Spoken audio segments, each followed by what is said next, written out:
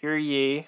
We have new hardware and software on new hardware. So this could be disastrous. Devastating. Very devastating. So I am going to pull these up side by side, make sure we're good. I do not have headphones on anymore, so I think we are all set to go. We are recording. Hello. And I'm scared. All right. Spencer, would you like me to finally reveal what the secret is that you're trying to find with last week's episode? Yes, please. Aside from the obvious Rickroll. Oh no, the obvious Rickroll I made up on the spot. That was great. I'm proud of it because because you're so excited to get new listeners with that episode, and I'm excited to Rickroll all those new listeners. But no, the secret that you have been trying to find is that I rendered the video in 4:3 aspect ratio instead of the usual 16:9. Okay, the reason for that was because I was listening on the audio on my computer, and I didn't actually look at the video at all, because I haven't uploaded the video yet. I would have noticed that if I had looked at the MP4. And then it was really difficult to translate from my program to the recording, which will change to YouTube. But I also left a little note on the actual video to try to help you find what was going on. So enjoy that. I'm going to go dig into that and try to find it now. Why buy a comic that might cost more than a dime? Come meet the brothers who are here to waste your time. Welcome back to the dimecomicbros podcast with our new sound setup. Hopefully this is the best we have ever sounded, because usually it changes every week because I have no idea what I'm doing. I am one of your hosts, Jacob. I'm usually the sound and post-production guy. My alias in the show is Cookie, because we can yell, "Cookie, can you pull up that audio clip?" and it will just magically appear. For example, Colin is looking directly into my eyes with his hands under the table, and I think that he needs a bonk. Hi, I'm your other co-host, Colin, the Zoomer, who constantly needs bonks. You do. Just non-stop bonks. Bonk me, daddy. You know that helmet that people make with like the beer cans that they can drink beer with? Yeah. You need one horny juice. that just has a bat on top of it bonking you as you walk around. I don't know. I mean, sometimes it's me, to be honest. All right. So our other co-host is Spencer, and he's going to start us off with the news. Yes, I am the terrified guy behind the laptop right now, hoping that everything is good and then not looking at what's going on. So that is the secret, is to just not look at it after you've set it up. Trust me. Yeah, I want to close my laptop, but it like with most laptops, it's 50-50 whether it continues or whether it stops everything. We have an article from DCcomics.com. Green Lantern, the upcoming HBO Max series that will bring the full breadth of the Green Lantern Corps to the small screen for the first time, has found its first recruit. Two-time Emmy nominee Finn Wittrock has been cast in the rough-and-tumble role of Guy Gardner. According to the show's official character description, Guy is a hulking mass of masculinity and, as rendered in the comics, an embodiment of 1980s hyper-patriotism. And yet Guy is somehow likable. Guy has a long and storied history as a member of the Green Lantern Corps as well as a DC Comics character. Technically the third Green Lantern to be introduced, he was the second after the Green Lantern title's Silver Age reimagining, which is when we got, Hal Jordan. Originally introduced as the second choice by Abin Sur's Ring after his death, Guy's larger-than-life persona came about in the 1980s when the original pretty vanilla character was given a hyper-macho reinvention, a personality that still endures today. Also, Ginger, f*** you. Rough and hot-tempered, but loyal and ultimately heroic, Guy can be seen as the Green Lantern Corps' resident tough guy. Worth noting is that while Guy Gardner may be the first Green Lantern introduced for the HBO Max series, he will not be the last.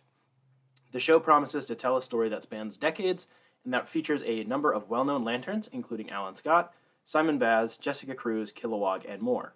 According to the show's official logline, Green Lantern reinvents the classic DC property through a story spanning decades and galaxies, beginning on Earth in 1941 with the very first Green Lantern, secretly gay FBI agent Alan Scott, and in 1984 with cocky alpha male Guy Gardner and half-alien Bree Jarda, who, if I remember correctly, is a new character for this series. They will be joined by a multitude of other lanterns from comic book favorites to never before seen heroes. They cast a guy with dark hair as Guy. I'm angry, but he's a good actor, so I don't care. I mean, they'll probably just dye his hair. Yeah, he was I think it's from American Horror Story if I remember correctly. He is a really good actor, but doesn't seem to have ever played a role like this. So this is kind of weird. I mean, I kind of like that we're getting more just kind of I wouldn't say random, but we're just getting different actors for things rather than selecting who you'd expect. This is true. I mean, we've done that since before, when Heath Ledger was casted as Joker. That's basically when that started with the whole them.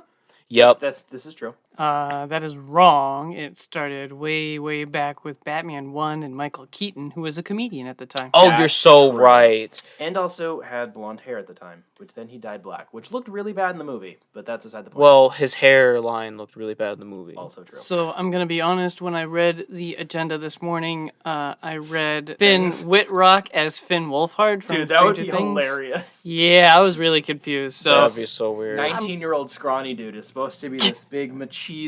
Exactly. Oh, that'd be hilarious. Macho boy. Dude, yeah, I was fun. really confused when I read that.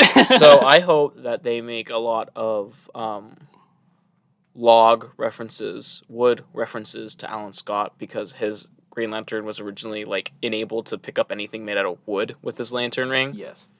I hope they do a lot of that. That would be so funny to me, because that was the thing that I always had in the back of my brain whenever I thought about a Green Lantern. I'm like, this fucking guy. Dude, Alan Scott was before it was reimagined, and he was made a honorary Green Lantern sort of deal, because he worked originally with Magic.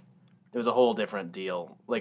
When he was still kind of pretty freaking sweet, even with the original interpretation. He was the first Green Lantern that he was the one from the Golden Age, but then when the Silver Age came around, they wanted to make Hal, and they reimagined Green Lanterns. They switcherooed it, and then we had Hal and Guy, and then eventually John. Or is it? No, John was before Guy. Was it? Shit, I don't even remember. I'm the resident Green Lantern person. I should know that. Anyways. Moving on with the news. From DCComics.com, it's time to face your fears, Titans fans. While the plot of Titans' third season remains as well guarded as Titans Tower, we do know that it will see Dick Grayson and his team of young heroes make their way to Gotham City, where they'll tangle with one of Batman's most terrifying foes, the Scarecrow. Stop right there. When you said that we do know that it will see Dick Grayson and his team, I thought you were going to say that it will see Dick Grayson and his booty. Continue. Well, you're not wrong. More like Dick Grayson and his group of teen heartthrobs. While the character was first announced last year at DC Fandom, we now know the actor who will be bringing him to life. Titans revealed today that Mad Men actor Vincent Kartheiser would take on the role of Dr. Jonathan Crane, who will start the season as an inmate at Arkham Asylum. I haven't seen Titans yet. Do either of you think this could be good in any way? I think it will be mediocre at It'll best. be more of the same. Yeah. Nice. There are rumors that Scarecrow might have something to do with Jason Todd becoming Red Hood, and that makes me less interested. But those are entirely unsubstantiated rumors. But with how shittily Teen Titans has been doing most of their pre-established storylines, and just writing in general, wouldn't surprise me. But honestly, just based on the stack up of having, now we're in season 3 when that comes out, which I believe is going to end up being later this year, we have Babs, we have Tim, we have Scarecrow, and we're getting Red Hood. It's going to be shit, but I kind of want to watch We're getting characters so fast. Because this is a pre-established universe, except it's not, and everybody's new every 5 minutes.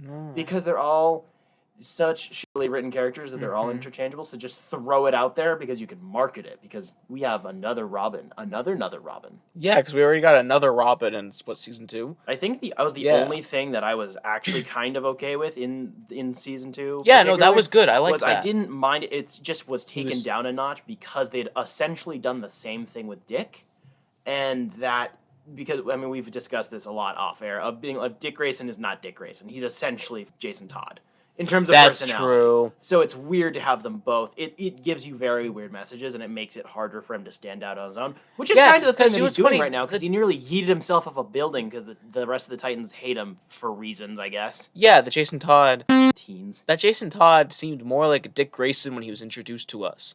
Like, they switched roles because he was just so, like, happy and, like, jumpy and, So like, weird. yo, what's up? Like, you know, just, like, young Dick Grayson. See, that would have, in my brain, like, if you're going to change a couple of things, you could have made that Robin be, when he was introduced in Titans, he could have been Tim. Mm-hmm. So then it makes more sense that Dick is like, you don't really know what you're getting into, kid, because Dick has already kind of not accepted it, but like... Yeah, even, Dick Grayson could have been a pseudo Jason Todd mixed with Dick Grayson. Yes, Is that or where you you're could going? have had Jason Todd already do the dead thing, and maybe he hasn't come Everything's back yet, already or whatever reestablished. The hell, like anything like that. But that wouldn't make sense for Dick Grayson to still be Robin. Right, on the I know, show. that's what I'm saying, is there's a lot of different ways you could have done it, because that was when he was introduced, it was like, oh, he's all... doesn't really know what he's getting into, and then Dick's like, no, Batman's actually kind of an asshole, because that's something I think in the comics I like, is that Dick is aware of how shitty Bruce can be, but he still sticks around with his distance, obviously. Of course. But, like, he is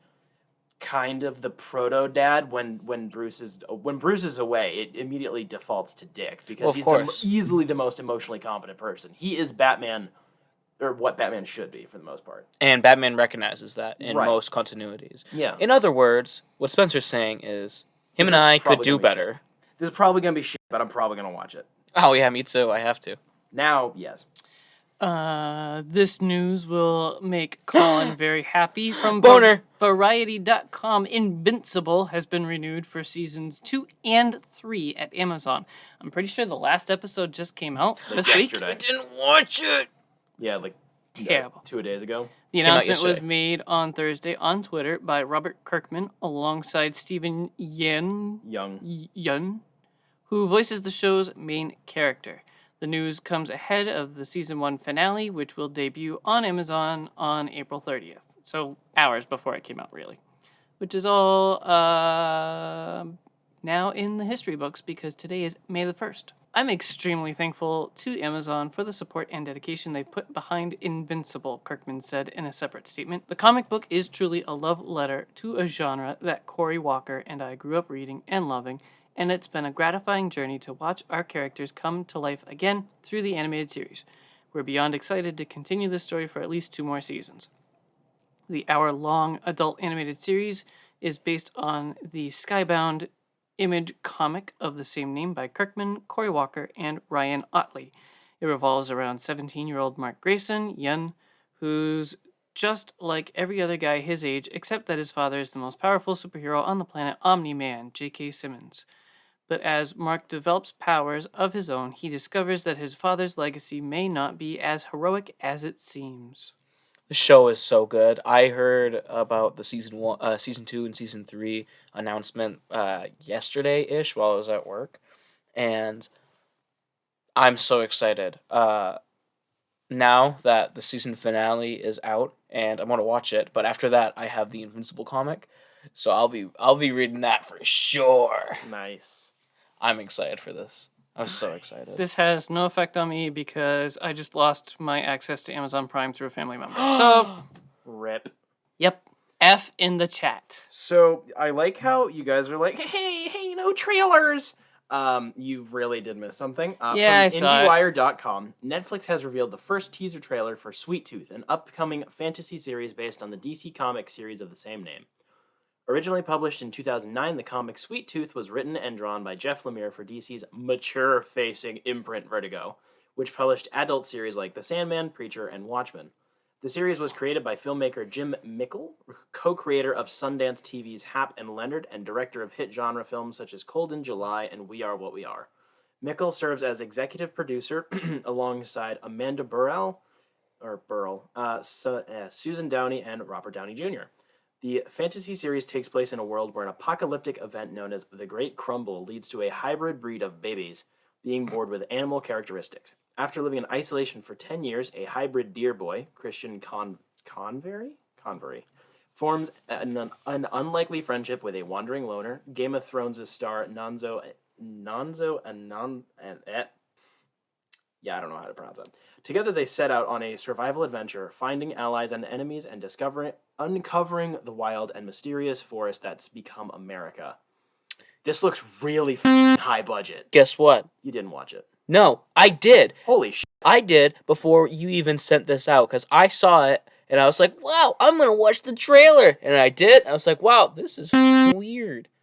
Uh-huh. Have you read Sweet Tooth? No. It's really I've never good. heard of it until Dude, it's now. really good. It's weird. Dude, your favorite thing is about a little demon monkey boy with a rock hand. Shut That's up. different. Shut up. It's so different. It's way more advanced and intricate. I would. No, it's literally just Demon Man go, I fight monster, I don't want to be king of hell. Lots of rocks. Lots of rocks.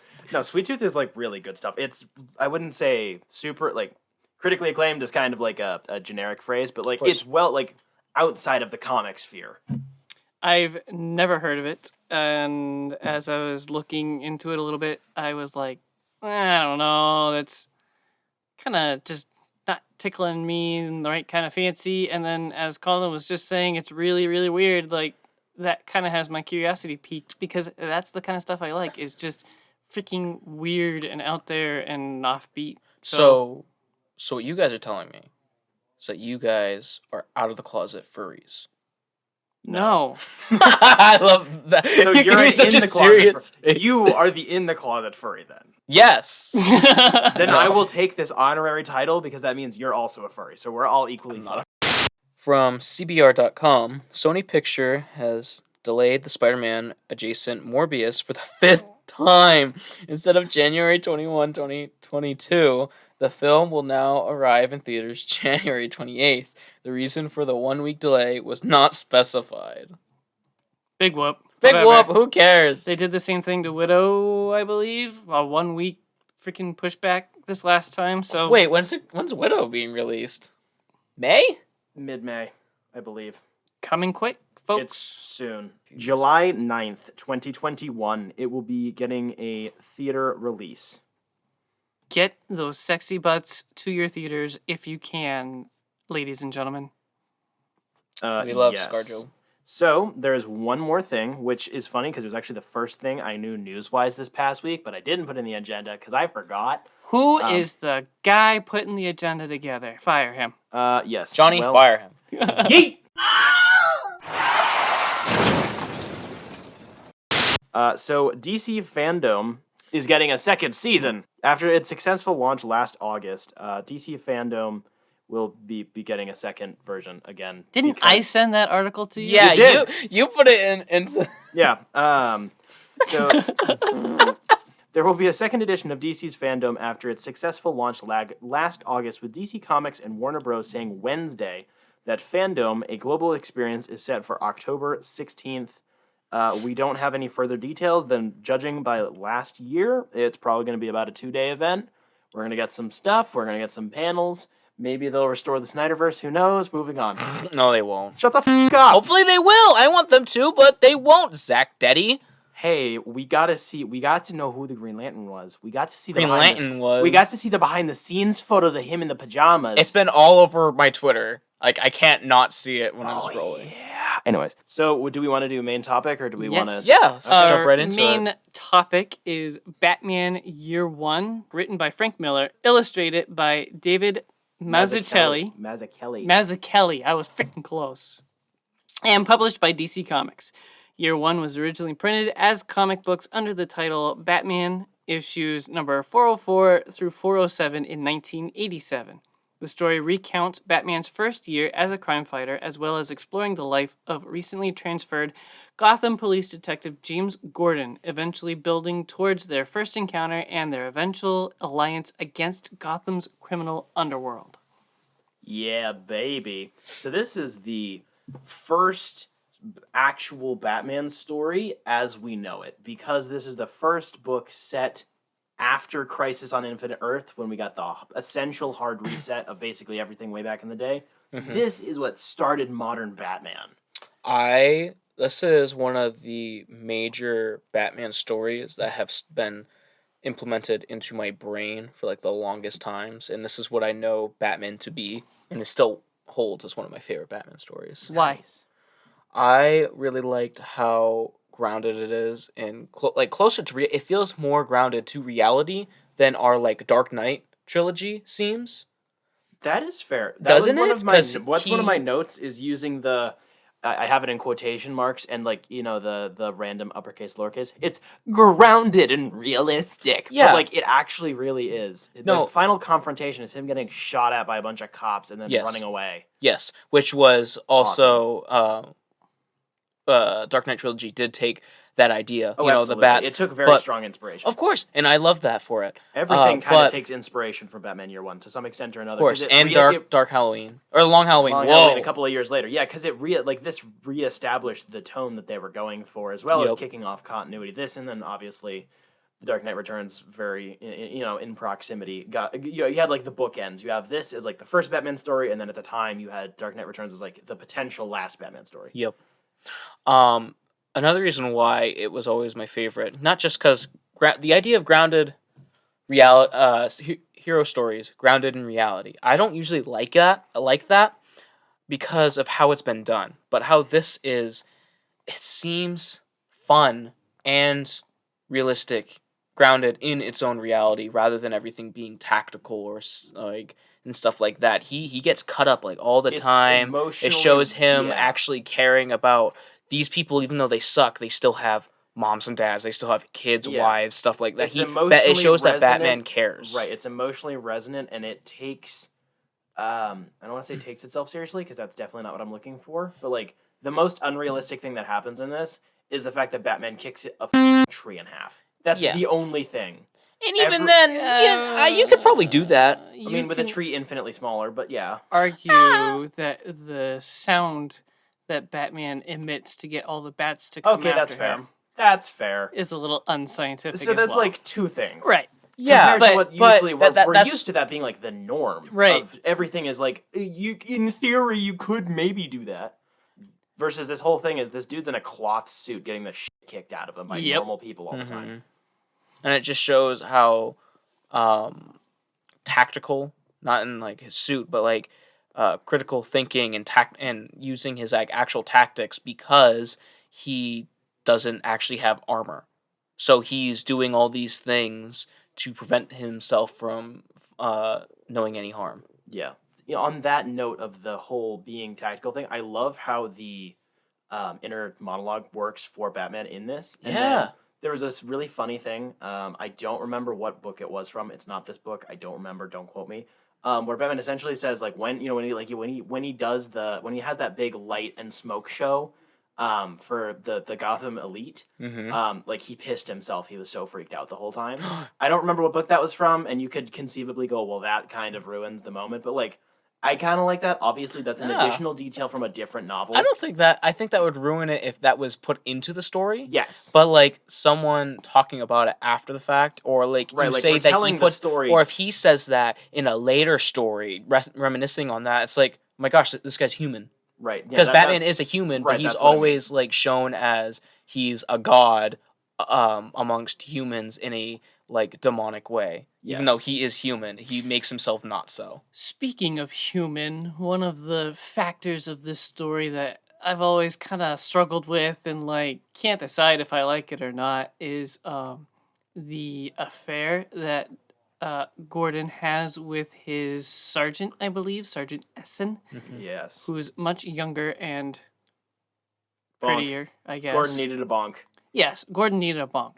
But I like how they kind of wrap it up in book 3, where Gordon knows full out that what he's doing is wrong and he's going home to his pregnant wife. And the final shot of that issue is him staring at his gun while he's sitting on his bed with his pregnant wife. And it's just, I don't know. It's like the artist worked really hard to not make everything look pretty. Like the bed is disheveled and his wife is, Pregnant. I was gonna say, like, her clothes aren't made to look presentable. It just looks like a natural shot. Looks like people living. Yes. Yeah. So that is really effective.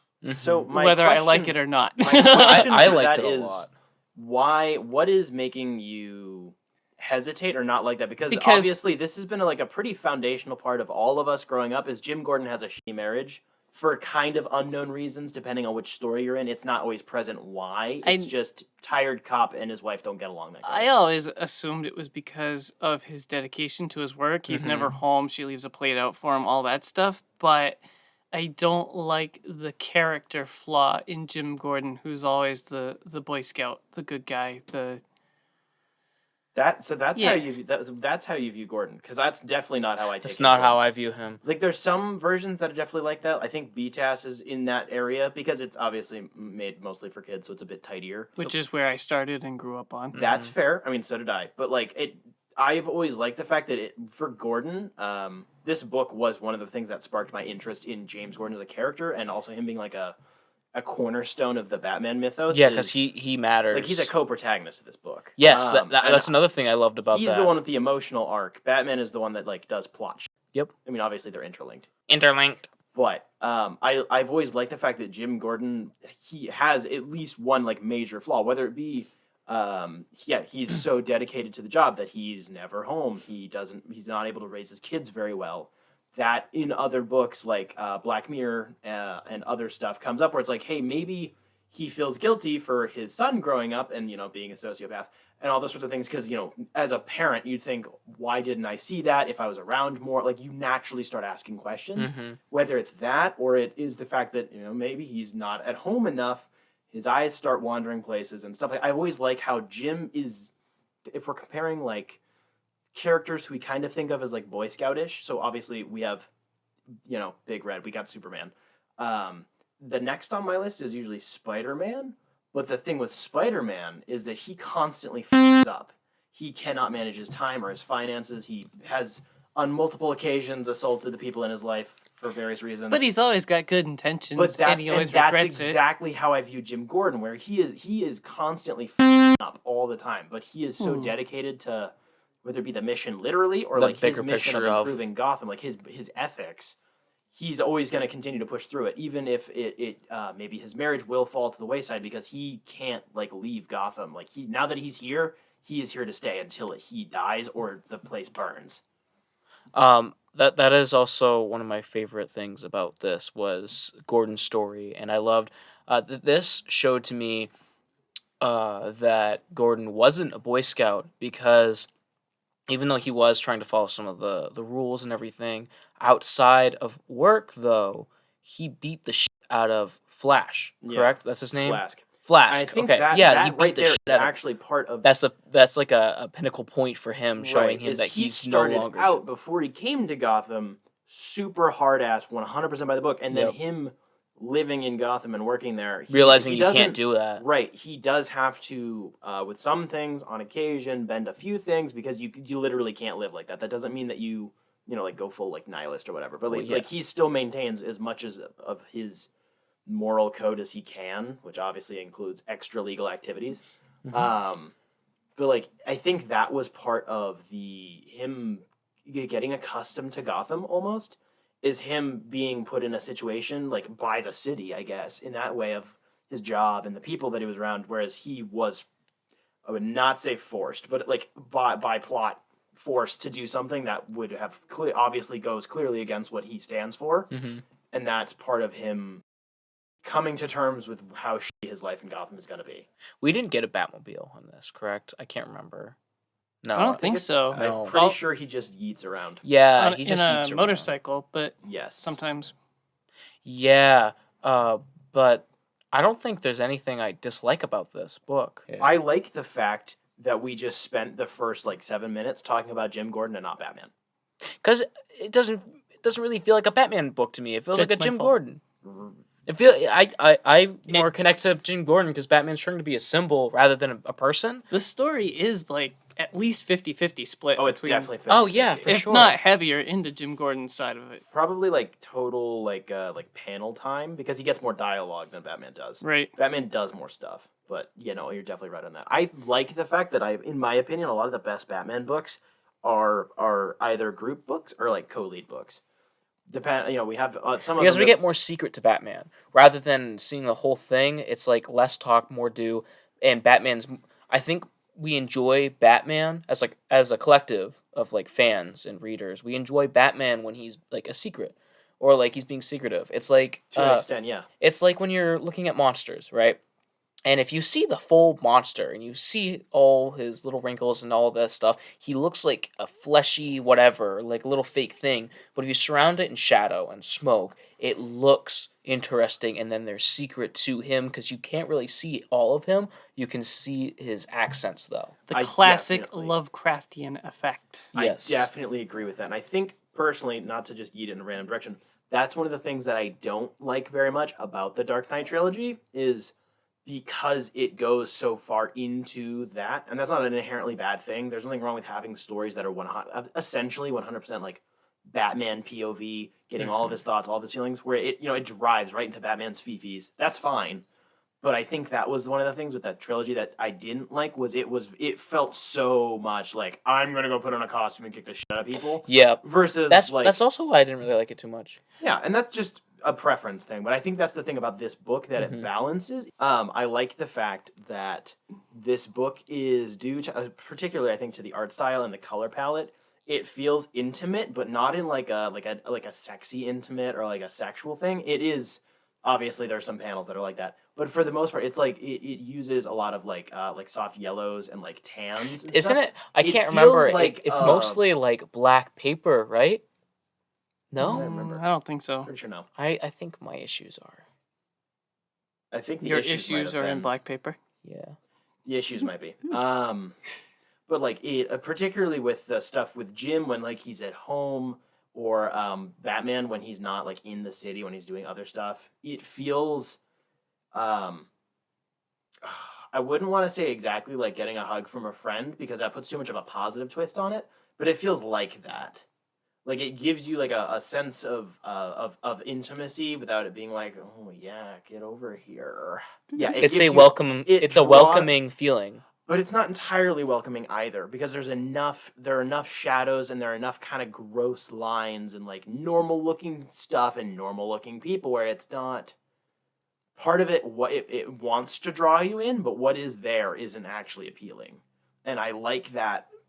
Like reading, it feels almost like a tug of war in a way. With like me when I read it, I'm like, oh, the colors. Oh, I'm warm and I'm at home and with people I want to be around, and then I see what's actually going on. It's like, oh yeah, and people are ugly, and I didn't want to see that. So I messed up the statistics. I would say 50% of the story is Jim Gordon, 40% is Batman, and 10% of it is Selina Kyle and Catwoman. Oh, true. Yeah. So let's talk about that character for a minute. Bonk! Okay, that is kind of fair because almost every frame that she's in, if she's not dressed as Catwoman, she's in her underwear. I actually didn't find it to be too much of a bonk. No, I mean, but maybe for me. Still, but I mean, yes, it's there, but that I think kind of leans. Always a bonk for me. I think that's the thing that leans into that is David Mazzucchelli's art style isn't hot. No, There's some stuff where it can be like Batman in the shadows, or the motorcycle, or like some of the chase sequence where it looks like really good. But I get what you're saying. For the Every most time part, a character she feels like a human being. Every time a character is in their underwear, it's not like, ooh, wow, pinup shot. No, it's just somebody is walking around their apartment and they're comfortable. And it depends upon your mood and how you walk into that specific part of the book. And that's the same thing. I think you really hit on that with Jim's wife. Yes. Is like she's people uncovered. That are aren't like your body's doing weird things. Yep. When you Nothing sleep. wrong with that. Exactly. It it's just normal, looks but natural. Like, it's not for most people like an obscenely attractive thing. But right. It's part of life, and it just feels right. Yep. So what you're telling me is that you're not attracted to people and you're attracted to furries. You are a furry. Confirmed. Where the f*** is this coming from? He said his people aren't hot. No, human beings are little goblin creatures.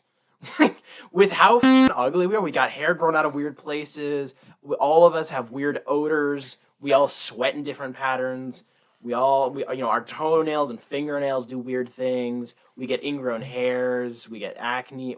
Humans are kind of gross. Welcome to Human Biology, the podcast. So, Speaking when a mommy of- and a daddy love each other very much, When a man loves a woman. I think, particularly during the 80s, Frank Miller can be a really good writer, and I think Yep. this is Yeah. one of his stories where he, generally speaking, has more trouble with like dialogue. Sometimes he can feel very broad stroke, inhumane. Everyone kind of talks the same, and I think this book is probably his best piece of writing. I mean, somewhere between this book and Dark Knight Returns, obviously, but he is a much better writer than he is an artist. His art is super hit or miss. Mhm. Like, there's been a couple of good books, and then the rest of it's kind of shit. His Yes. writing is also pretty hit and miss, particularly these days. But this was like peak Frank Miller, and this is a really good, like, well-written, rounded book. Yeah. Very nice. Has nice curves. It's got a nice firm butt. You know what I'm saying? Catwoman. Oh, I know what you're saying. Dude, I love Fucking bonk. Dude, I just love Catwoman. I mean, Love yes, Catgirls. but like, fair. No. You don't like Catgirls? No. Something about this interpretation of Catwoman, which is, I think, different from what we're accustomed to now, definitely. Allegedly, this was my idea, but Spencer can word it nicer. Yeah. So this book give her personality, again, as this is like kind of like the new kicking off point for Batman as of the 80s. She comes across as very, very strong anti-male vibes. But as this series and also other series that follow this goes along, she warms up. She comes, I don't want to say back to humanity because that's lame, but like she over decades essentially, through her relationship with Batman and Bruce Wayne on both sides of the mask, whether or not knowing at different periods of time, like that I think kind of dictates to her like larger growth as like a human, because she's so reserved and so cynical when we meet her, especially in this book. And then we come to, modern day, they're getting married, maybe, kind of, sorta, like that. It's a very strong arc, not just, oh, she just likes this one person. Like, he helps her through decades of real time and then a couple of years in comic time to like see the better parts of humanity, or like what humanity can be. And in that way, Batman does still inspire hope in the citizens of Gotham. One of them just happens to be a cat burglar who likes BDSM 100%. Ooh, Catgirls. So the place in my brain where this book kind of resides, as previously mentioned, as like the somewhat definitive or really definitive, starting point, is it is a very neutral book. I'm not sure if that's quite the right word, but because of how DC's continuity has been over the past almost 50 years, like 40, 50, it's been like 40 years since this book came out. I can count.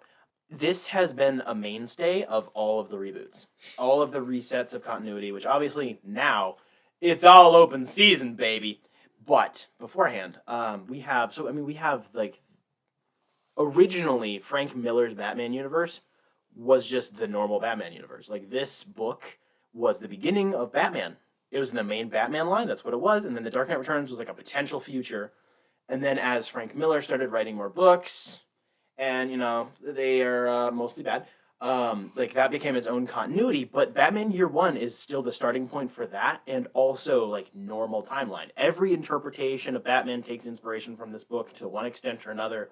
Every origin story, or like Year One, Year Two, like early years Batman takes influence from this, whether it be in particular Scott Snyder's Batman's Year Zero, or what's turning out to be the Batman movie coming next year. Like, almost everything takes inspiration from this, and I think that speaks to its flexibility. It can mean a lot of different things to a lot of different people, even though it's a very simple and concise story, and fairly short. It's a great one-session read. It's like a 45-minute read. It's great.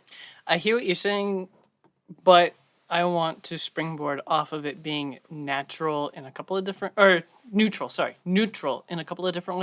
The story is like legit basics of Batman starting out and what that would be like, but also the artwork is pretty neutral too. It's a lot of solid colors, mostly, with a little bit of shading over it, and it's simple. It's not like high definition. It almost feels like a flashback that you would find in a normal book, like a flashback within a story, and usually those are simpler in artwork, and this is very simple. Huh? I hadn't thought of that actually. That's fair. Artwork. No, I think I agree with that. I think that's just a matter of how each one of us takes it. It's like it is very, to use the term, milquetoast. Like this is like a garden variety Batman book. But I think this also started the garden variety Batman books, and like you said, so many other things use this as their starting point, and that's because there isn't a whole lot of extra stuff to it. It's just how Batman would start naturally. Like how else would Batman start out? Like you can't change much from this formula. Because the only way that we get anything extra like supervillains is because Batman makes them pretty much. And I think that right there might be I don't say the coin, because I think we clearly both like it, just at very different extents. I think it's a matter of you're kind of going there, like this is the kind of, not this is the only path, but like this is basically the only path that this would have gone. You'll more think about it as like it's like the most condensed embodiment of a grounded down to earth Batman story that you can make. I think that speaks to its quality, and that then converts into its longevity and usefulness to other things. But that's just how I take it. I don't think we disagree on like any part of the book. It's just a matter of I like it more than you. I've had a rough relationship with this book. So, yet again, here we go. Going way, way back to when I first started reading comics and had no idea what anything was. This is like the best starting point. I read The Dark Knight Rises before this. It was like that and then this one. So I was super confused about what I was reading, because I went from like Batman crotchety and old, and he's been missing and comes back to Gotham after a long time, comes out of retirement. And then I go all the way to the other end of the spectrum, where he's just starting out and doesn't know what he's doing. And I'm like, I have no idea what's going on, and got really, really frustrated with reading comics because it was so much to get into and understand. That's fair. But then you take it as the two bookends, because those two books happen back to back. So that is fair. So you kind of, in a way, took it like it was when it was published? Yes, because that's what the readers had to do at the same time, only a year in between. Right. You said Dark Knight Rises, not the Dark Knight Returns. I know, I was going to say that, but I was going to let him keep going.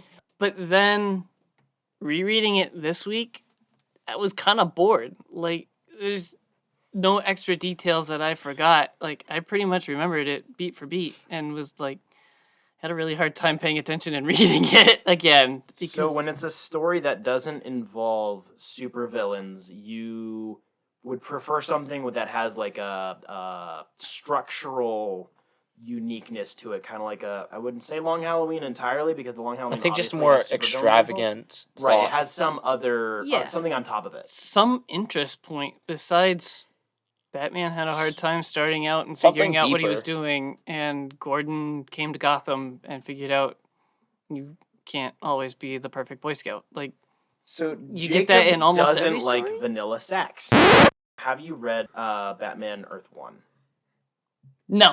I think you're going to really like it then, because it is very close to this, but it has a lot more tang on it.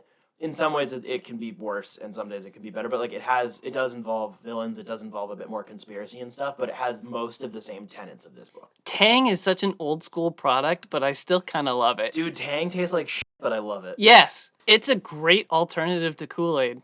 Yes, I want spiral mac and cheese now. Okay, so I'll start off with a smaller one. So I read today Hedra, which spell it. Hedra. All right, exactly Hedra. like I thought. Yep, Hedra. Written and illustrated by Jess Lonergan. I found this comic because I follow this artist on Instagram, and I didn't know that they really made anything. And I bought this comic originally on their Etsy when it was like on newspaper. Nice. Newspaper paper, and I actually have it framed right next to you on the ground with a letter saying "Thank you for buying." Oh shit! That's what that's always been. Yup. That's I'm a that's one of the dumbass. original. That's technically the first printing. It's framed somewhere on the ground under the desk. All right, I'll look at that later. I'll show you later. But Big cock. I actually found a while back, probably last year, Hedra at Jetpack Comics, and it said second printing, and I'm like, oh, no way. And so it's like $5. The other one was also like $5. So I was like, I spent $10, but also I love the artist. Well, I wouldn't say I love the artist, but I appreciate their artwork, and I think they have lots of potential. So when's the engagement? Love the art, not the artist. Next September. You know, Nice. just gonna get a butt plug. So the summary is, let's see. Our short story begins with an Earth government makes a program where they randomly select an astronaut through a game of bingo, basically. Number 36 was picked out of the many who volunteered and was sent off traveling to planets scattered across the galaxies to try to find plant life to document and study. But along this voyage, a strange robotic humanoid appears flying through the space along number 36's ship, both landing on a moon inhabited by creatures with the appearance of apes. This story, it's a little hard to follow. The art style was simple and intriguing, but at times the story was hard to follow because of its 5x7 square layout with the occasional normal-sized rectangular panels, like how a comic would.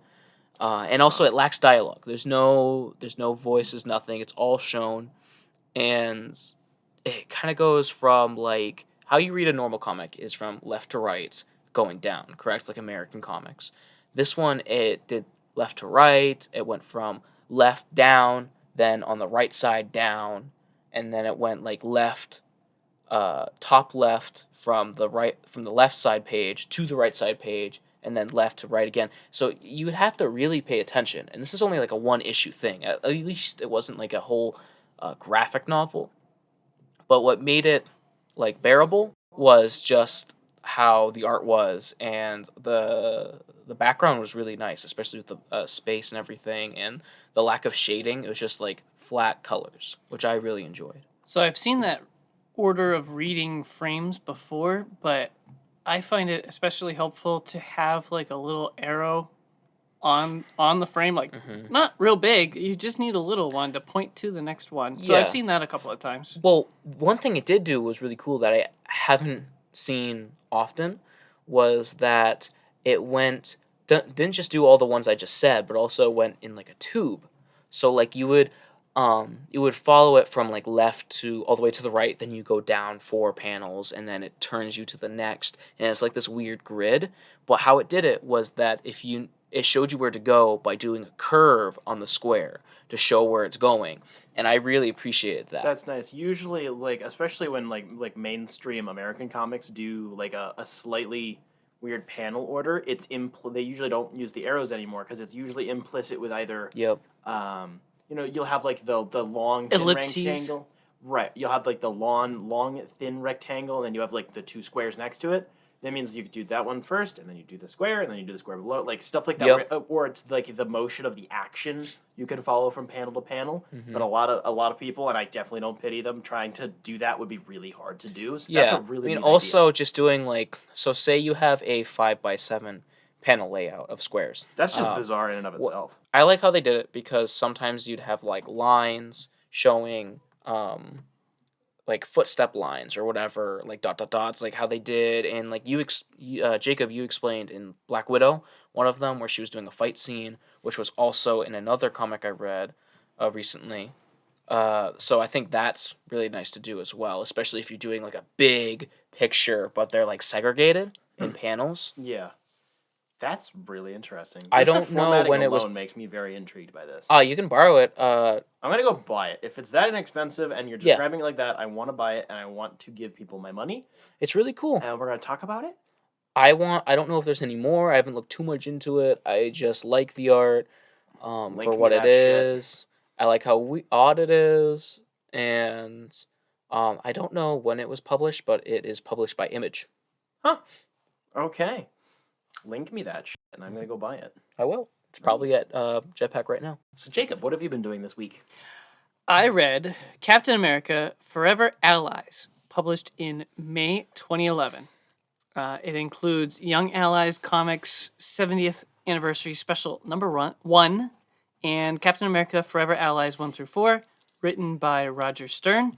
And then it has Young Allies number 1, which came out in the summer of 1941, written by Otto Binder.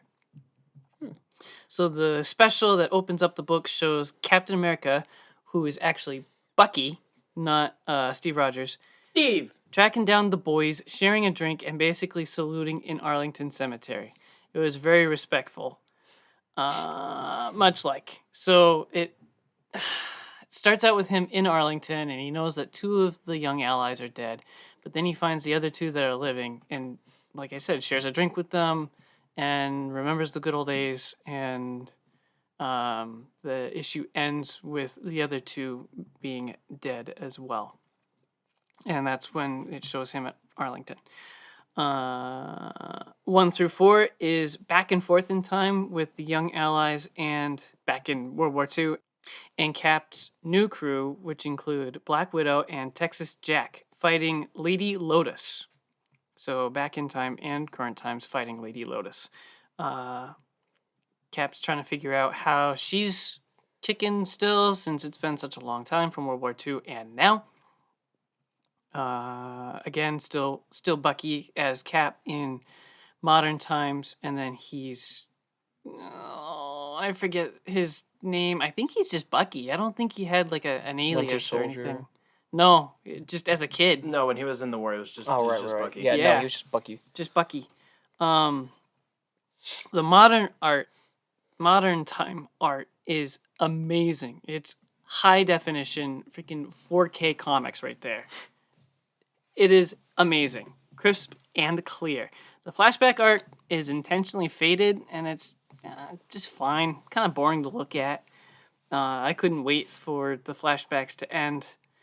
But it was interesting how they made it feel like an old school comic, like the actual ones would have played out. Like everybody talked old school and performed. Like the action was pretty old school, just a sock bam pow type of deal. It was a decent short read, but overall just nothing really to write home about. It was just a short Captain America story that was like, hey, remember when the Young Allies were a thing? So I didn't read the 1941 special at the end, just because I have a really, really hard time reading old school comics, which is really weird because I'm the boomer of the group. So Yeah, bro, it's a bit cringe. You are cringing right now. also the coloring really hurts my eyes because that's all they had back then. That is entirely fair. That's something I also struggle with. I do like some of the remastered books, even though they're not obviously accurate. That is a lot easier to read. So it's usually $25. I found it for $10, and I'm happy. Nice. I'm sure the ones who were still alive also wanted the flashbacks to end. I wanted to let you finish. It's right there if you want to borrow it. I was wondering what that was. I really liked the period of time when the couple of years when Bucky was Cap, like during that time period, like the mid 2000s, like or late 2000s into the early 2010s. I was really confused by that because when Steve was dead and Bucky was doing it, like it's mostly just like the Ed Brubaker run, but it's so good. He has such a different behavior set. Yep. Love it. I didn't know anything about Bucky being Cap, but I was on board You for didn't it. know about that shit? Nope. I know a little bit about that, but Wow. Wow. I didn't really Spencer, what have you done? Anything? Your mom. So speaking of more Captain America related books, Nice. I read Falcon and Winter Soldier Cut Off One Head. It is a 5-issue miniseries from 2020. Sorry. Why are you sig heiling? I was hailing Hydra. Okay. Written by Derek Landy and illustrated by Federico Vincent. He's Vincent my boy. Van Gogh. It's okay. Yeah. So this is one of those books where you know they're kind of trying to ride the wave of the show that was just announced type deal. No. But that doesn't always mean it's a bad series either. It just means Marvel in particular does take a bit of a. They will tweak their comics to better fit whatever adaptations are going on at moment, which can be up and down. But I think in this case it was actually kind of cool. So basically, you're saying it's a movie tie-in video game. Think X-Men Origins Wolverine video game where it's 10 times better than the actual movie, and it's actually a decent video game. I mean, it happens every once in a while. Yeah, like it's basically like completely separate from what actually happens in the movie because of how like the development cycle works and whatever. Yep. It's like, oh, we're just kind of riding the hype, but the people that they put into it are actually just trying to make something. So this takes place, if I remember correctly. So this is after Sam has temporarily at least like given up the mantle of Captain America again. So we had him getting the title, then him and Steve were both Cap, and then we had evil Cap, and then good Cap punch bad Cap, and then Sam's like, yeah, I gotta figure my shit out. So he is at current, unless I'm mistaken, not Captain America right now. It is just Steve. So this takes place a little bit before or during like the early days of the Ta-Nehisi Coates run that's running right now. This is a very almost Deadpool-esque in tone. It is not fourth wall breaky or anything like that, but it is very. You know how I described the Doom Patrol comic that I read a while ago that you guys didn't like, but I was kind of raving about it? Yep. It felt like that. A bit less, way less meta, but it gave me similar vibes. It's very bouncy in terms of like color and aesthetic. You're bouncy. I really wanted to like that Doom Patrol comic too. I really wanted to. I have it like as one book now because it was just the 2 trades, and now it's in one book. Maybe I should reread it. Maybe I should. I think you should try. I should retry because I like weird things Also now. involved a cat. That book also involved a cat. I was a big fan of that. Cat Girl. So shut up. So Ooh, yes, woo. but shush. So this book takes place during that time period. So Cap is not in this book at all. He's doing other shiznit. So it is Sam and Bucky doing stuff. They're living their separate lives. So this book is an overall narrative, I would say a little bit of a throwaway, not necessarily in a derogatory fashion. It takes place, there is a power vacuum going on in Hydra right now. Some leaders have died, so there's infighting between Baron Zemo, who's trying to take over the organization kind of publicly, as well as someone who we don't know until further into the book. That's the twist is the said villain, who is trying to take over Hydra to potentially use it for less harmful means, although still harmful. Mephisto confirmed. Yes, Mephisto, very confirmed. So I won't spoil the twist, because I actually thought the twist was decent. So it's kind of just an adventure romp. There's some intrigue, but it's mostly based on the fun buddy cop interactions, the fun art. There's some like Captain America fanboys, which is it's a pretty common thing at this point, like a really big like public persona superhero. They have fanboys, they got merch, all of this sort of stuff, and I thought that was pretty funny. It involves a kid who, not a kid, meaning like I think he's 20, whatever. He acts like a child. Like Jacob. Mark me down as scared and horny. So we have this kid who is somehow he's just like the most perfect killer. Like he has no powers, nothing. He's just super upbeat. He's like, yeah, it's an honor to kill you guys. Like you guys were my heroes, but like Hydra's telling me to do the bad things. Yeah, pretty good dialogue back and forth. It's very snappy. There is some breathing room in the 5 issues, which I was very impressed with. There are some really good gags towards the end, like during the climax. There are some. That was a bad sentence. I said gag and climax at the same time. There are some really good gags towards the end, like during the climax. Anyways, there's some pretty fun, like, visual comedy. The henchmen are funny. It's one of those books. It's fun. It's like 30 minutes. There's a cat. Bucky has a cat. By the time the book is over, Bucky has a cat. He carries the cat with him, right? Yes. Like everywhere. I've seen that. Yeah, it makes me happy. I want it. It's fun. I don't know. It doesn't top Bat Cow, in my opinion. Bat Cow is pretty cool. Brr. I think it was like $16. I bought it at full price. I'm happy with it. I would recommend if you're... I will eventually reread it, but it is one of those books where I'm going to remember everything that was fun about it and not the rest of it. Like, I don't feel the need to reread this at any point. It's not going to tie into anything major. It's just there. Mm-hmm. It's nice to have on my shelf. Mm-hmm. So, I don't know, buy it at like $12. I don't know, something like that. I bought it at full price because Jetpack. Mm-hmm. Yes. Colin. One thing I did want to revisit. This will be a short discussion about, probably between Spencer and I, about Titans. Oh, And boy. because one thing I liked, and I always love this in stories, in comic book stories, is the showing of relationships between the main relationship in some storylines. So like Hawk and Dove. I actually really liked Hawk and Dove in the beginning. I really liked them together. I thought they fit so well. Angry boy with pretty nice girl. You know, she's nice. She wants to take care of you, and I really liked how they were, and I loved how they showed what brought them together, how slow it was for them to be together, and even when they were together, they weren't dating. They were friends. They started out as friends, and then they were hanging out and stuff like that, just talking. And then they did heroin together, and now they're best buds. Not that, but I was wanting to get to that. I really appreciate the awareness for sexual assault on men. I like having that awareness because I don't feel like it's talked about enough.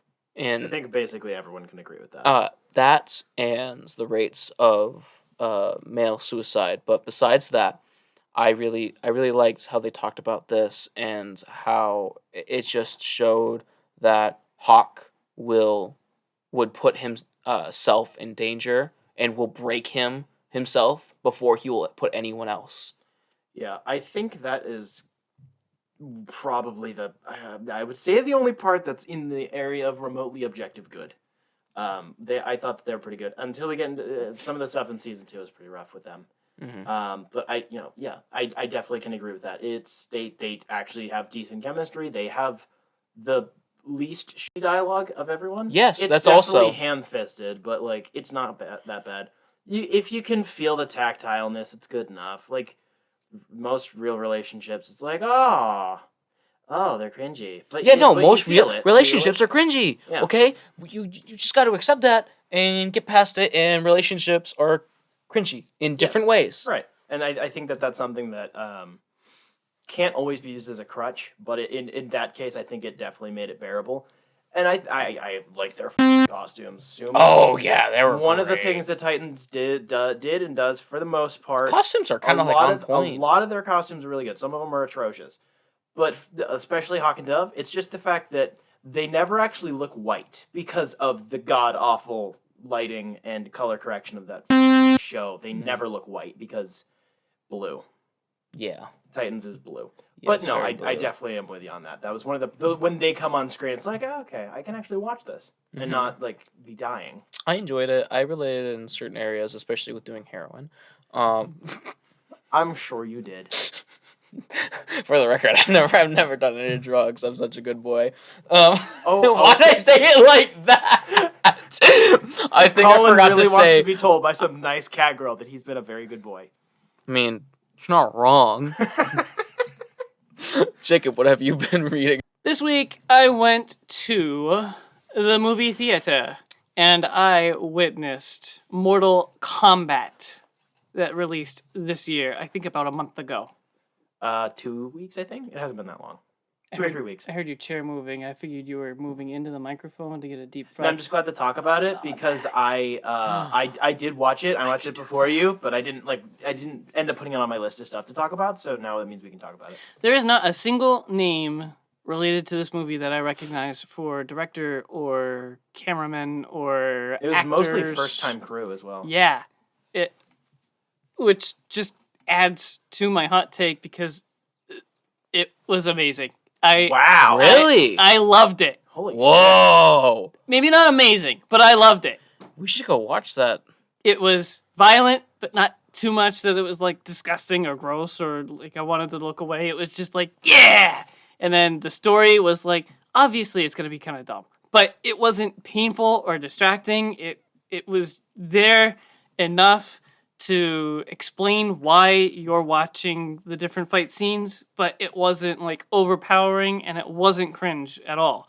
It was great. It was perfect amount. Is this the first the first movie for you to break the video game curse? I don't remember. I think we've had this conversation at some point or another, talking about video game movies.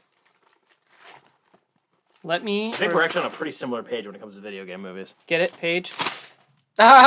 He's flipping the pages of his notebook. I'm flipping between your butt cheeks. Yeah, flip that finger. So, out of my research, you've got the Resident Evil series, you've got the Doom movies, all 3 Tomb Raiders, both Silent Hills, Prince of Persia. Okay, we did discuss this on air at some point. Yes. This rings a bell. Okay.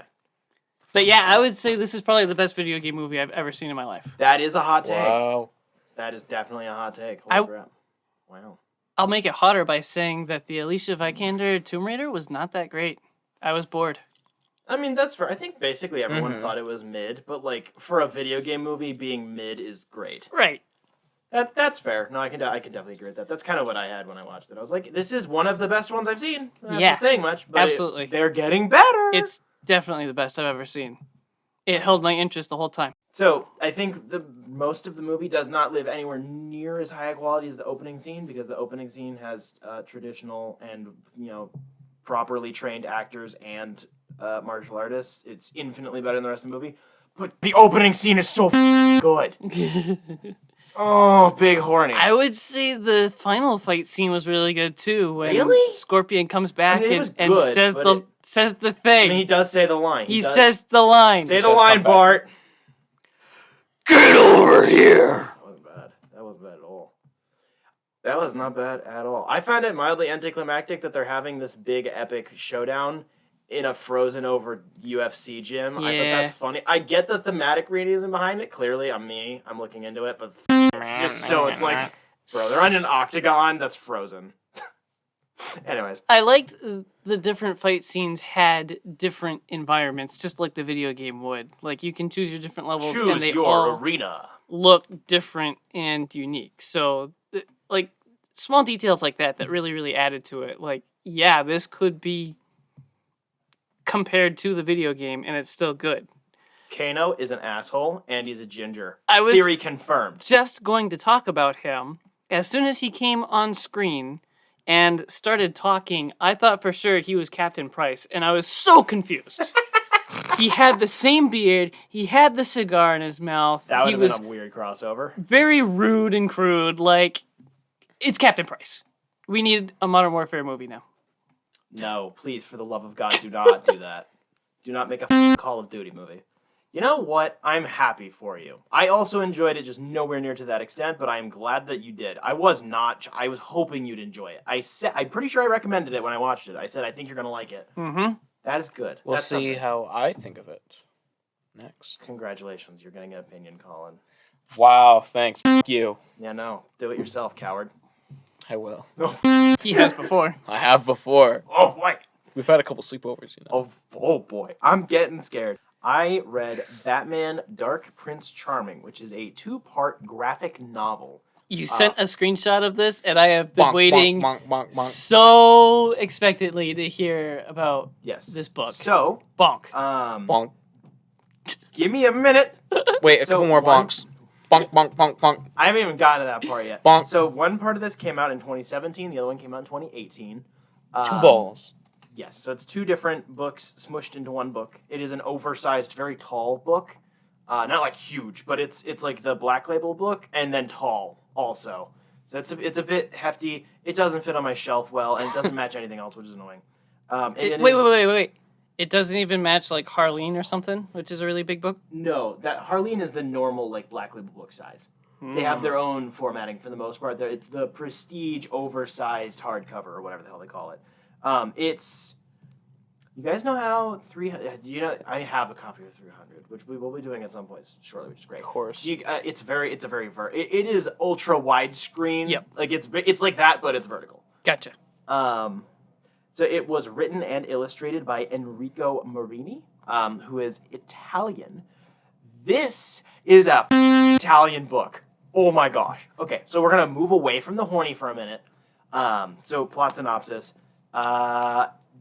It's its own interpretation. It's one of them symbiotic books I always rave about. where one element of the two is weaker than the other one. And this one, as usual, when it's the artist doing the writing is meh, but the art is, god tier. Symbiote. Like a turd in the wind. This book is not a turd in the wind. So it is. It's very simple in terms. It's Batman and Joker. You know, they're like. They have that weird they got that weird relationship where like it could be romantic. I don't know what's going on with this. They're weird. BDSM. Harley's involved, and Harley's like, you like the Batman more than you like me. That I don't know what I was trying to do. I cannot do a Harley voice, and I don't want to try. Mr. J. Kill me. Why'd you do that? Mr. To my ears? J. Stop. Puddin'. Puddin'. Stop. I can do it better, Mr. J. Okay, I'll get into that. Okay. Mess with the honk, you get the bunk. Plot synopsis. Joker tries to blackmail, or a person tries to blackmail Bruce Wayne by claiming that their kid is his kid. And Bruce is like, oh, wait, is that right? I don't know. I don't remember. That was like 10 years ago. And then, so Joker decides to blackmail Bruce Wayne into buying a big-ass diamond so he can give it to Harley because he is simping real hard. So he's like, Harley wants the thing. I'm gonna blackmail Bruce Wayne and be like, yeah, you're gonna buy it and you're gonna go bid on it in an auction or whatever. Shenanigans ensue. It sounds like a really goofy setup, and it's definitely goofy, but this book fluctuates in tone a lot. Kind of in the way that Harley Quinn does. Not the same tonally, but like it does the same gymnastics between really goofy and then like, holy shit, they just went there. Yeah, that's a vague plot summary. And then I'm going to spoil the big twist. The big twist is it's actually Joker's kid.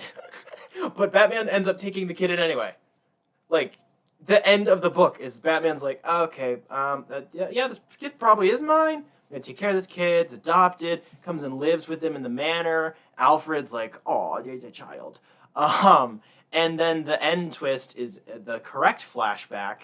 And Joker screwed this lady. So it's like this weird metagame of like, haha, you're taking care of my child. F you. It's really weird. But that's like the least important part of this book. The art. The art is it's all painted. I believe it. I think it's all watercolor. No, it's not watercolor. It's painted. It's gorgeous. Probably one of the some of the best art I've seen in my life. It's gorgeous and clearly painterly because it's literally painted. It's so tactile and also it doesn't overdo it on the texture. Whereas, say like a Libermejo, where it can be a little too much. Sometimes like the action could be really muddy or whatever. This stuff is clean and also textured. The action is very, very concise and very clear. It uses the written in sound effect bubble things, whatever the hell those are even called. Like, it uses those really well. It feels very dynamic.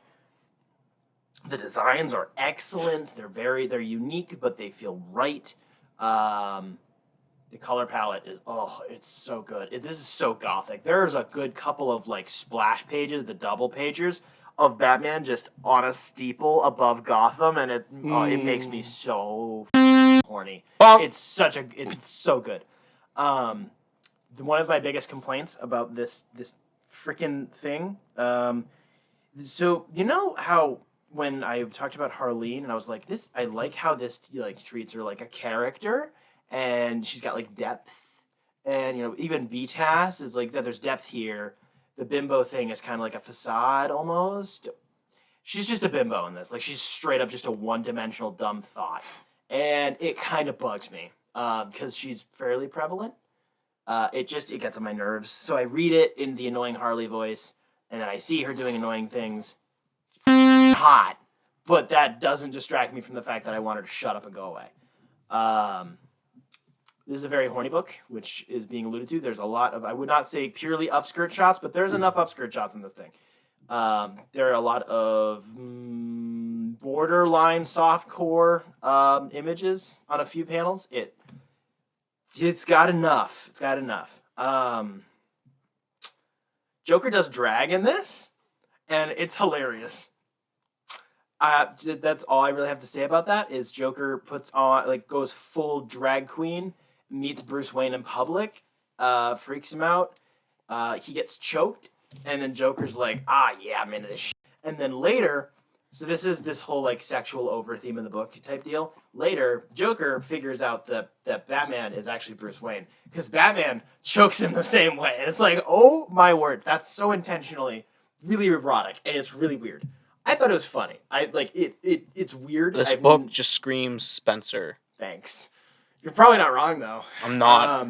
Yeah, some of the writing can be a bit up and down. The plot is kind of like, this is just weird. Kind of dumb, but the art makes up for it so much. So it's big. It's one of those unique books.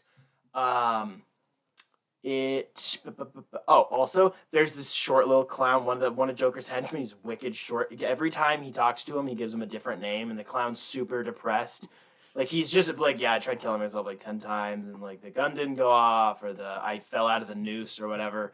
He's waiting to die, and then all the rest of the crew is dead, and this short, like really short dude is still alive.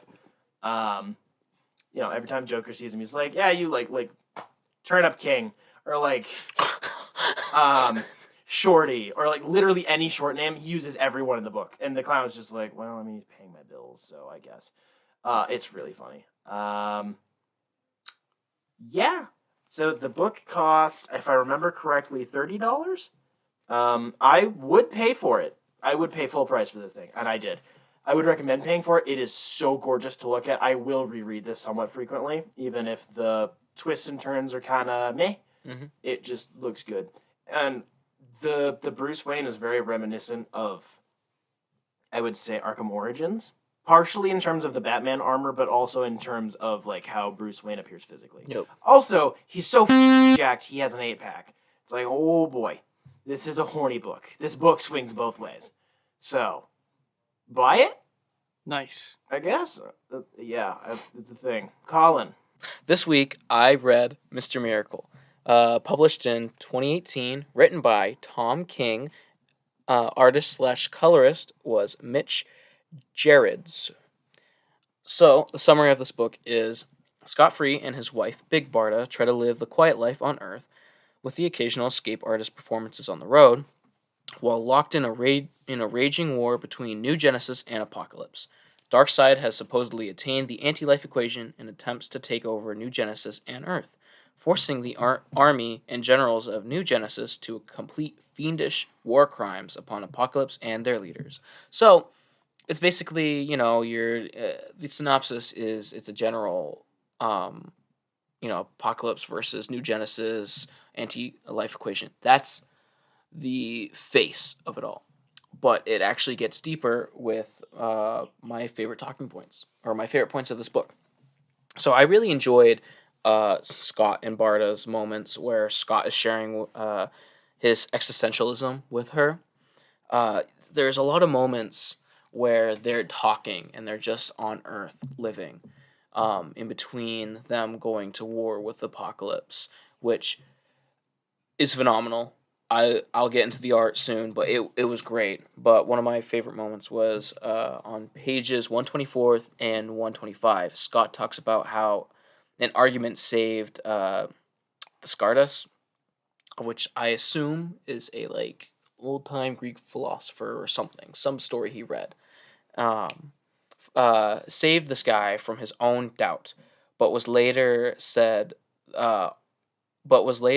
argument was challenged by fellow philosophers.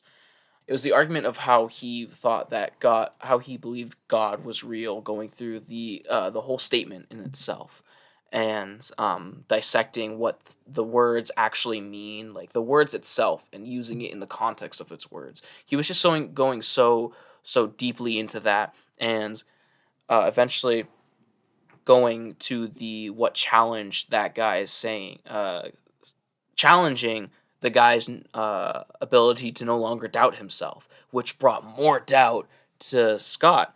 So this connects with Scott's doubts of everything he knows and sees, which is a very prevalent plot of the story, because we open up with the first page is Scott trying to kill himself. He slits his wrists, and it's his biggest escaping death, his biggest one, and through this book, we just see a lot of like some of the panels. They're like when a screen is glitching, it goes like left to right, swooshing, and it's just a lot of like PTSD and. I mean, isn't that kind of like almost the point of Scott and Miracle Man as a character? Is he is simultaneously one of the most powerful beings in all of creation, yet he's always portrayed as like one of the most human and most flawed and most He's a god, yeah. Self-conscious.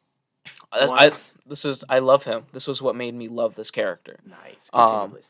But he's in a constant state of doubt and uncertainty where he's driven to a point of accepting his every surrounding, refusing to make decisions for himself. Like, he's constantly letting Orion, like, push him around, beat the shit out of him. Orion, and Barda's always there trying to pick him up and doing this thing, just, like, picking him up, bringing him back to reality, telling him what he sees isn't real. And she's very, like, rough about it sometimes, or it's like, come on, Scott. She's consoling in the way where he needs to be also, like, Scott, come back, come on. We're here. Colin, I'm here. Just say the thing you want to say. I know what you want to say. Just say it. What do you want? What do you think I want to say? I know what you're going to say. Just say it. What do you mean? You know. I don't know. I don't think I'm going there. You're putting yourself... is strong mommy vibes. Yes! Okay, yes! I love Barda. I love Big Barda, okay? There we go. I love Big Barda. She's mom. And also, she becomes a mom in this comic book, too. They have a son, which is a big point in the plot. And how they get the war to end. You know what's funny? Actually, I'll get to that soon. The relationship between Scott and Barda is one of my favorite parts of this whole comic. The way they were written was real and relatable in the way of how a real married couple would be together. From their love for each other to their arguments and outside challenges affecting their collective decisions about how to go about things. A moment that I really liked was in one page they were given Granny's Mirror of Goodness as a negotiation tactic while trying to end the war. They stood in front of the mirror, undressed to reveal what they truly looked like if Granny never healed their physical scars and burns. Scott broke into tears as Barda held him. I thought I was about to cry, actually. Barda looked so much worse than Scott. Scott kind of looked like Deadpool. Like, so f***ed up. So many scars, so many cuts. And a phrase that they would always look in this mirror when they were younger and when Granny Goodness was, like, torturing them constantly. She would always say, "You're beautiful on the outside." Oh, that just stayed with me through this whole read. Oof, Colin, you are not beautiful on the outside. No, just to confirm. I know, but I'm beautiful on the inside. Yes. On Sundays. Art style was nice. Thanks. Art style was what first caught my eye, actually, because the art reminded me of the art from Moon Knight, Volume 1, which was drawn by Declan Shavley. The story was told through a 3x3 panel layout, which I really liked. I thought it was really interesting because it wasn't told only through one panel. Like, one panel at a time shows one thing. Sometimes 2 or 3 panels would be connected, but have the colorless walls / barriers between them. It felt like it accentuated the premise of Scott's disoriented perspective of the war and his home life. This was just such a good read. I loved it. It took my attention away from everything. Like, I could not stop reading it. Sometimes I'd have to, or I'd just be like, I'd have to force myself to stop sometimes. Didn't this thing win an Eisner? Yes, it won an Eisner. It says on the cover. It won an Eisner. It's a very linear story, so I actually got confused in one part. So what happened was there's this character, I actually liked him. They called him Funky, I think. He was basically Stan Lee. He would say Stan Lee's phrases, but like with great responsibility comes great possibility. Or like he would actually say Excelsior sometimes. But the thing is, he was like a travel agent or like a show agent or whatever at one point.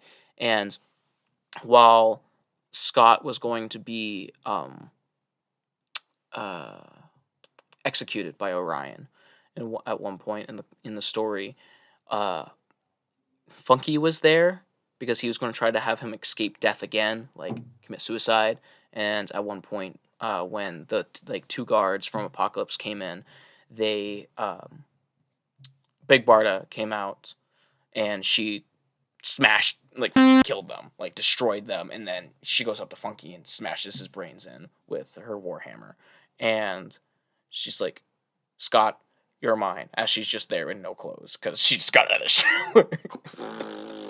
Okay, I'm hooked. Another thing about the art style is that it's kind of ugly.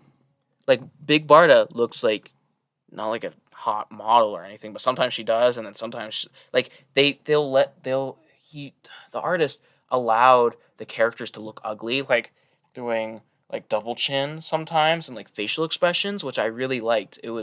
It felt more at home for some reason, or realistic. People aren't or relatable. Photogenic. Yeah, and I like that. I like when people aren't photogenic. But that there was that, and he died. But after that negotiation tactic, they go back, and Big Barda and Scott have a kid, and after they have the kid, they switch off between one goes to war and one stays at home with the kid. Aww. And they keep going back and forth. And whenever Scott's equal fights, equal rights, and whenever Scott's out on Apocalypse, she's always calling him and everything, talking about the baby, and it's just so nice. But Funky's there; he's alive. I don't know if I missed something. I looked back 3 times. I had no idea. You guys should read it. Stan Lee will never die. I'm pretty sure you messed up his line, by the way. What? With great responsibility comes great. Oh wait, with great power comes great responsibility. Yeah, right. So he would say, with great power comes great possibility, stuff like that. But gotcha. All right. But besides the point, another thing I really liked was when they showed them in Apocalypse. You just didn't see the normal colors on them. Everything was very black and magenta and stuff like that, because Apocalypse is just a hellscape. It's literally hell. And there was always a conversation about hell and gods and who is this, who am I, what is real, what is this, which I love stuff like that. And Scott just pushed himself constantly. He's like, for New Genesis, Orion would keep sending him stuff to do. And he's like, Ryan, we just did this. You gotta do this. And I'm not Orion, I'm Highfather now. Ew. And eventually, Highfather dies, Orion dies, and he becomes a dickhead. Yeah, he is. I have one question. It is a very serious, very, very serious question. Yeah. How much cake does Darkseid have? He's a big boy. He's kind of the first introduction to Darkseid. He's kind of like that size, actually.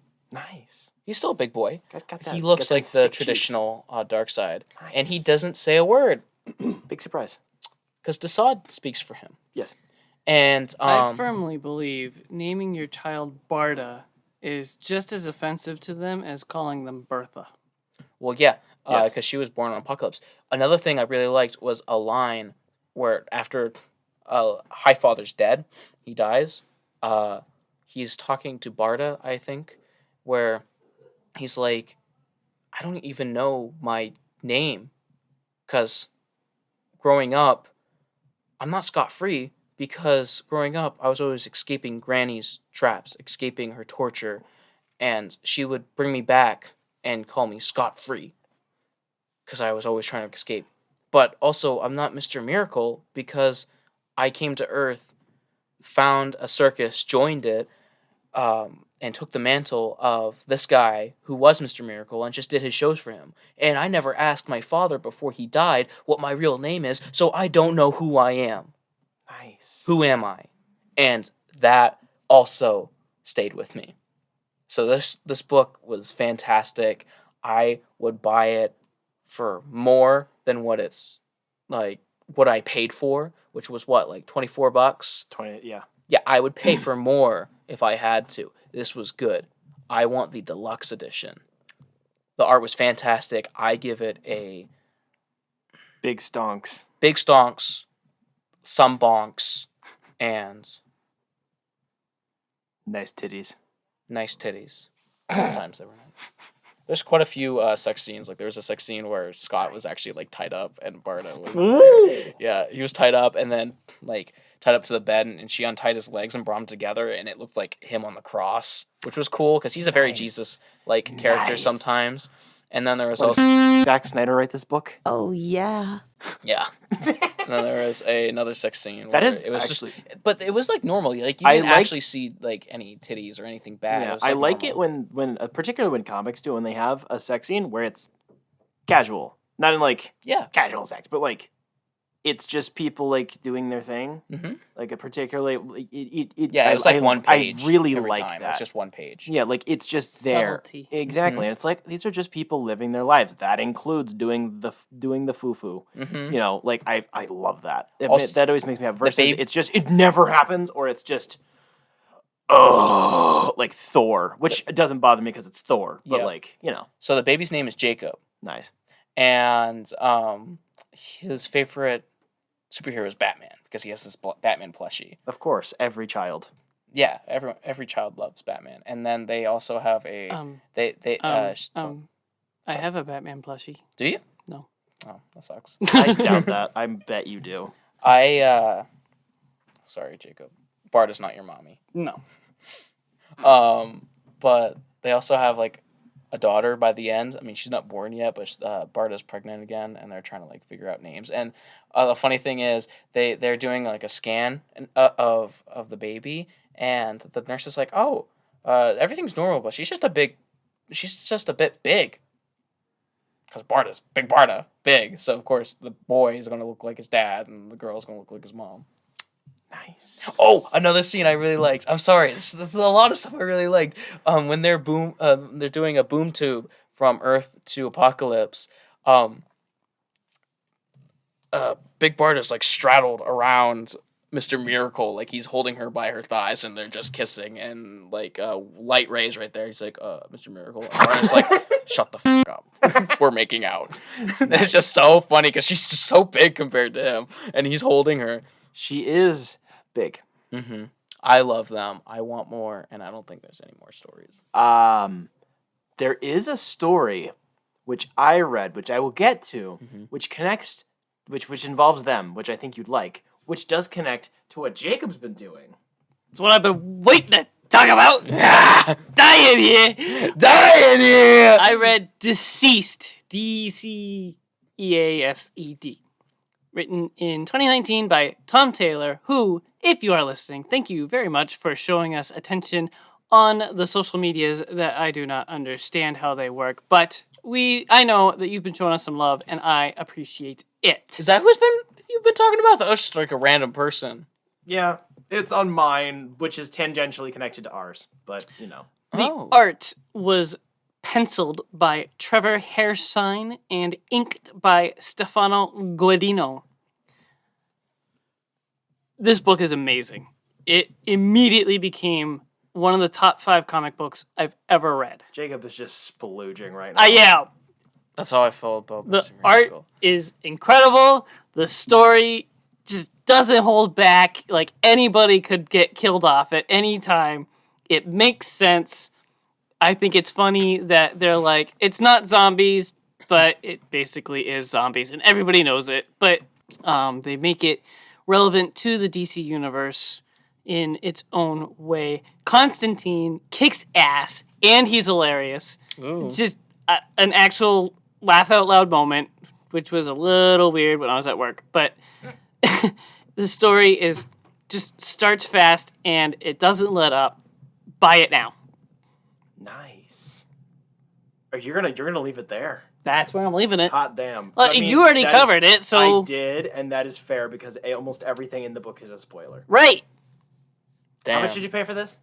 Nothing. I borrowed it from you. Nice. Well, I bought it for $29.99. Yeah. And I would probably pay more. I've been holding back, like, not buying it for myself because I've been buying so much other shit. Yes. We're going to get Colin on this real soon. Yeah, I'll need to read So... it. After Metal. Yes. I hold this higher than Metal. Well, Metal's on my list right now. It's So like the next what thing. I read is the sequel to Deceased, Dead Planet, which is a 7-issue miniseries from 2020, written by Tom Taylor and illustrated by Trevor Harrison again. So, Deceased has there's, as I did mention, so there's like book 1, there's Deceased, and then there's Deceased Unkillables, which is like the companion book, and then we have Deceased Dead Planet, which is the sequel book, and then there is going to be a companion, the companion issues have already come out, the book hasn't come out yet, and there's going to be a third main book, and then obviously probably a third companion book. So this is the sequel, and it takes place 5 years after the original Deceased book. So it is nearly on par, if not on par, with the first book in terms of emotional resonance and interest, just pure interest. But it does it all with legacy characters. It does it with we've got Damian Wayne, we have Jonathan Kent, we have some of the only older heroes who are still around, being Green Arrow and Black Canary, which are the emotional core, I think, of this book, aside from Jonathan Kent and Damian Wayne. Holy crap, give Tom Taylor a Black Canary and Green Arrow book already. He writes them so well. They're adorable. I love their banter. It's so good. So this is, it's a follow-up. So the zombies, what do they call them? The dead f***ers. They're getting more deteriorated. Sorry, I spat at you. Some of their new havens, their new locations have been established. We have got some stuff with aliens and whatever. And I actually can't describe the plot because that does spoil a lot of the stuff from the first book. Anyway, it's like, this is just about on par, but I think it's more impressive because it does it with characters that we either are not familiar with or are not as invested in. So it does it with, obviously, the legacy characters. It does it with more obscure members of, whether it be the Justice League or the Justice Society or whatever, like further out there. We got some weird couplings going on, more people dying, lots of people dying in this book. Holy crap, I think it was more than the first book. So from afar, I would say it's more impressive that it stays on par with the original with legacy characters. Oh, absolutely. Like, how many times have you heard of a sequel staying on par with the original? It's not that often. Particularly when they're almost the same. When right. It's not like, A New Hope and Empire Strikes Back, where they do shift tone and they shift setting a little bit. It's different. Colin, why are you butthurt? I was looking for more Mr. Miracle comics, and I read something, and I realized that it was a spoiler from Deceased. So this book involves a bit more of the New Gods. It does set up the conclusion of this trilogy very well, but it does end on a very big high note, and I'm gonna leave it there. The art is really great, as it was with the first one. I love the fact that the designs for the legacy characters and whatever, they're very fitting for what the setting is. They're very brutal. They're unique. Like Jonathan Kent's uniform is really cool. Damian Wayne's suit is different, and I like it.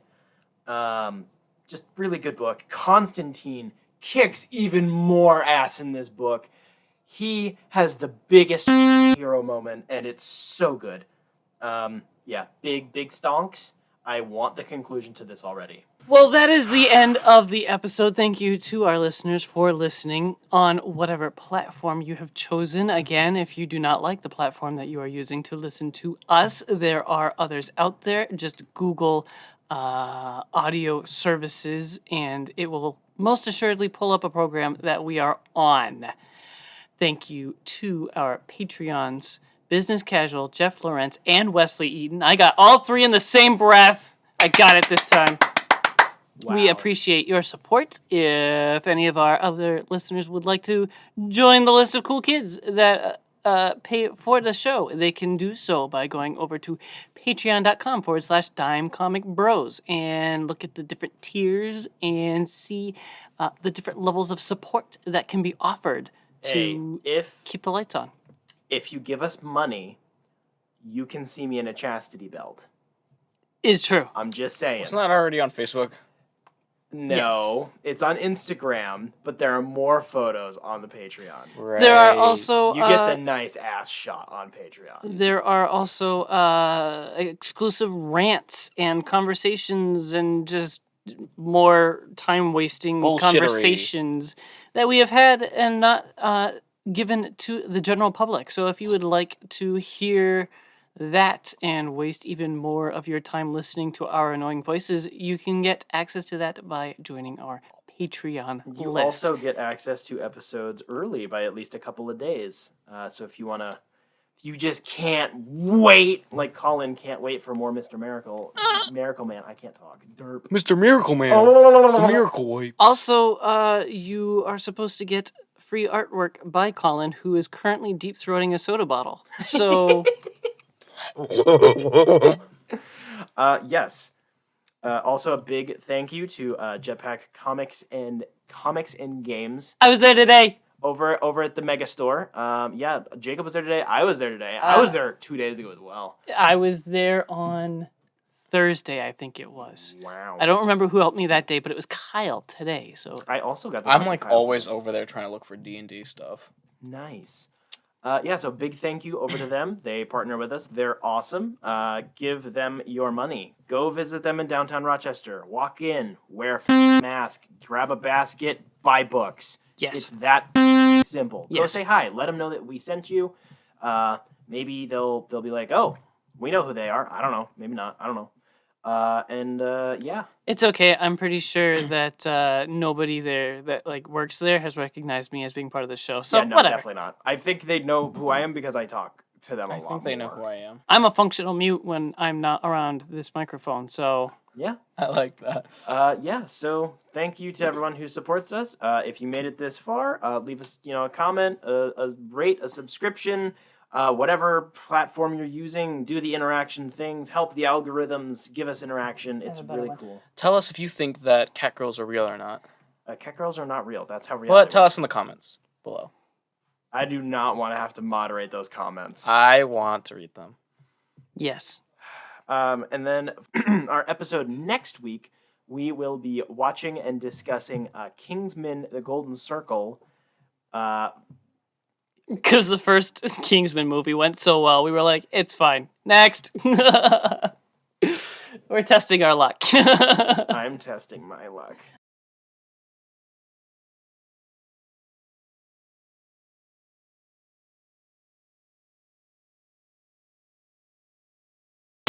Colin, Yeah, have you looked at the agenda before now? He has it up. I have it up. Good enough. But It's something. I'm pretty sure there are no trailers. this Okay, week. so what happened was I saw that Jacob texted, "Oh, no trailers." I was like, "Okay, I don't need to look." I hate you so much. Welcome back to the Dime Comic Bros podcast. Nice cock. Thanks. My cock did not make that noise. I would hope not. Imagine the whole of your cock going. imagine getting laid and that happens. Oh, It's like a male queef. I was gonna say the same thing. on the I think Patreon. I just- Jacob, the little like fuzzy little deer boy's ears don't tickle you. No. That's weird. They tickle you. The way you ask that question is weird on so many levels. I know. Well, we like it weird here. While we're doing outtakes, there's a big red circle on a white wall that's been painted over with white paint not very well. Did you go so weeb crazy that you tried to recreate the Japanese flag on your wall? It's pink. It's also right here. The polka dots.